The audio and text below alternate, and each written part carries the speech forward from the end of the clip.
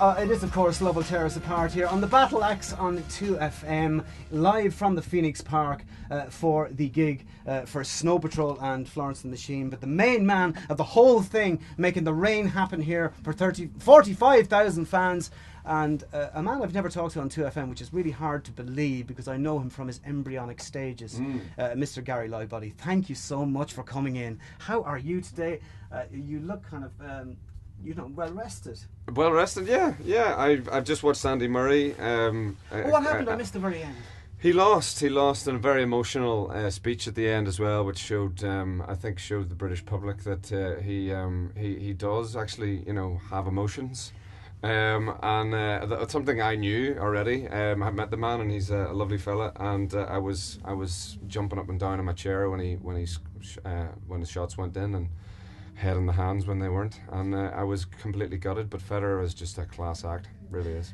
I think not to turn it into a sports program. Well, no, we'll extend this briefly. No, we'll stay with sport because if you come up with just the name Federer or Rafael Nadal, that like against someone, even if it was just some lad off the street, that would be hard. And I think, does that mean that tomorrow in the Sun they'll be saying Scottish player?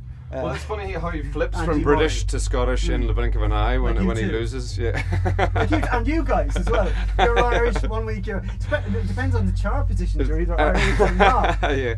Well, yeah. No, I think given his very very emotional speech at the end, I think everyone's going to fall very much in love with him. So that's good. That's good to know. One more sport thing. You weren't expecting this. Was there some kind of ding dong about you with the support for the Irish team? People got a bit upset because you were supporting the Irish team because you're from Northern Ireland. Storm in a teacup. What happened there? It was the storm in a teacup for sure. It was it was printed that it was a lot of people saying on Twitter that I should go and bury my head in the sand. But there was only a couple of people, and it was very tame. And most people were like, of course we'll get behind them. If Northern Ireland aren't in a tournament, I'm going to get behind the Republic if they are. That's for sure. And it's not a controversial idea. It's hard to believe that people probably don't realise this, that in 2 years' time Snow Patrol will be going for 20 years. You'll have had 7 albums out and sold millions and millions of copies. Does it 20 years? I just need to because I knew you when I was in a band myself. We did a bit of touring together. Very small venues around Ireland, a couple in the UK. You probably don't even remember this stuff when you were in the gold van. We're in the gold van, yeah, of course. The van that was Danny's van. It was like an old movie, steering in an old movie. When they're going straight down a road in an old movie, they were going side to side with the steering wheel. That's how you had to go to make it go straight in our gold van. The steering was way off.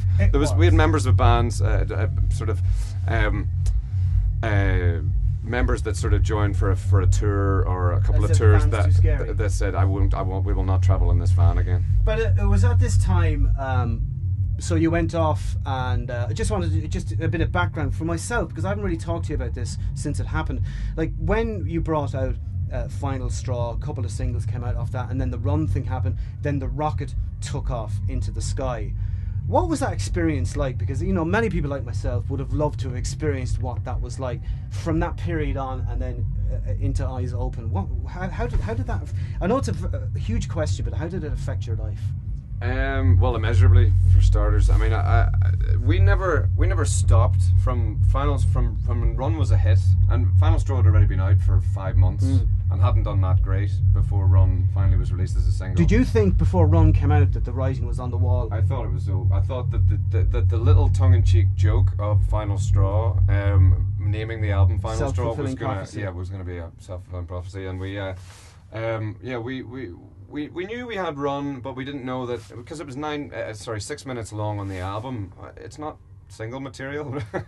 So when the radio edit came along and and it started getting played on daytime, that was when everything changed for us. But from that moment on, we didn't stop until we were after we finished 100 Million Suns, which is the next album, which is Final Straw, then Eyes Open, then 100 Million Suns. We didn't stop moving. So there was no time to sit around and go, isn't this great? Isn't this amazing? In the quiet of a hotel room at night time, you're sitting there saying, Jesus Christ, what is happening to my life? You just hear the echoes of the gig. You know yourself that Yeah, but immense this is the echoes noise. of 40,000 people as opposed to 3 men and a dog. Oh, for sure, and it's just very difficult to take in at the time. Now I look back on it as an incredible time, but I don't think I was really realizing what was happening. But you have to deal with a certain level of celebrity. What's that like, and what are your thoughts on the cult of celebrity at the moment? I think it's ridiculous, really, and if you treat it the way that it is, if you shine a light back onto it, then show it up as being ridiculous. I mean, we don't do many red carpet things. We don't hang around in celebrity bars. We don't do the, as you've already said, we don't really draw that much attention to ourselves. But the attention that we do get, it's best to just try and be as much yourself as you possibly can. There's no point in putting an act on for the cameras, or being a diva when you're not a diva, because you're only ever going to look ridiculous. So, you know, and also like things like Twitter now, everybody's so connected to And you use everything. Twitter, don't you? I do, and I really enjoy it, but mine is 99% nonsense, and that's how I kind of neutralize the celebrity thing. And most of mine is just absolute nonsense, As and in I just had a nice off the pint. top of my head. No. Like I don't write In a mundanities. I'll write abstract nonsense, thoughts and dreams, and Stuff that silly newspapers photographs. Go, oh God, that's Silly just so photographs boring, that unprintable stuff. nobody will be able to print ever. So it doesn't feed the machine. It just but it does. You know, the fans dig it so far anyway. I like, Gary, you do so much. You've done the stuff. Like, I'm a huge fan of REM, and you've done the Tired Pony thing with Peter Buck. What was that like, walking into a room with Peter Buck? Because I know you've met a lot of people now through playing gigs and all that across there, but still, to me, walking into a room with Peter Buck, would be like, jeez, that's Peter Buck in there playing the guitar on my record. Yeah. That must be just a pretty extraordinary experience. It was terrifying, absolutely terrifying. I was on the plane to go over to Portland it was just after Christmas in, I want to say 2009, but I might be wrong, 2010 maybe. We were in the studio on January 4th, and I hadn't written any songs for the Tired Pony record. We were going to go in and do it in a week. And he's on his And he's already in Portland, he lives there, that's why we did it there. And I'm going over on the plane going, before I got on the plane, I phoned Garrett and was like, almost like in tears, going, I think I've really blown it here. We've organised all these great players. I don't have any songs. And Garrett's like, just come over. You can write as you go along.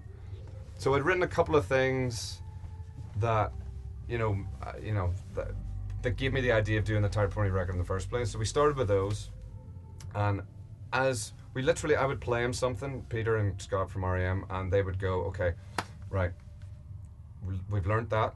Okay, let's go in. We recorded it. Everything would be done within minutes. Like literally minutes, and we record something all in the same room, and just completely live, and we do 2 takes, and that would be it. And then as we were cleaning stuff up, or people were having cups of tea, I was in writing another song, and then we would go like that. We did 14 songs in a week. That's fantastic. And it was just all made up on the spot, and it was the most thrilling, most nerve-wracking, completely out of my comfort zone that I've ever been, but it was a great so much more than an exercise, but it was a great exercise to be able to go in and do that, and especially have that added pressure of having one of your heroes in the next room waiting for your next song, and the lyrics had to be done too because you're doing it all live, so it's oh God, I hate that. But listen, there's so much to talk about really in so little time.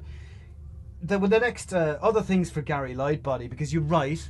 I can imagine in the future, like Alex James from Blur does his cheese farm and all that. I just imagine you maybe doing a restoration program on television for steam engines, or Gary Lightbody and his guinea fowl farm. It's a 12-part documentary. The Gary Lightbody story. Certainly, this is this. Where do you see the Snow Patrol and the Gary Lightbody thing going in the next 20 years? Well, I'd love to keep making Snow Patrol albums for as long as possible. I've been writing with a lot of other people recently. I'm very excited about some of the songs that I've been writing. I did some writing with Ed Sheeran, which I'm very excited about. And it's and some other people that I have to keep secret for right now. But it'll come out in due time.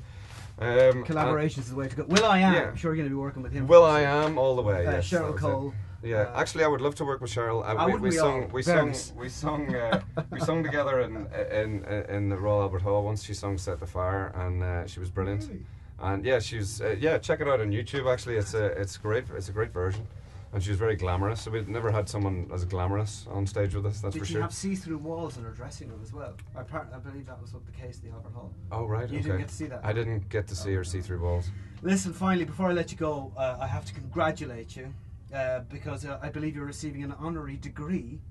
A doctorate. A doctorate. Sorry, a doctorate. Yes. Tell me about that. Well, the University of Ulster, in their wisdom or whatever, have decided to make me a Doctor of Letters. So if any of your letters are sick, you just bring them all around to me, and I will do my best. When's this happening? It's happening on Tuesday. So you're donning the cape and the mortarboard. Yeah, I have to make a speech and everything. I'm terrified. I think it might be the most terrifying thing I've ever had to do. Well, listen, Gary, all I can do is wish you the best of luck in your new academic career and your sideline in Snow Patrol. And Dr. Gary Lightbody, would you like to choose a tune here on the Battle Axe for us? Because there's many CDs. Well, I was looking through the CDs and a classic caught my eye for sure. And many classics up there, but Sugar, Copper Blue was one of my favourite albums of all time. And I picked Hoover Dam. Thank you so much, sir. Anyway, best of luck tonight, and we look forward to hearing you live. Gary Lightbody.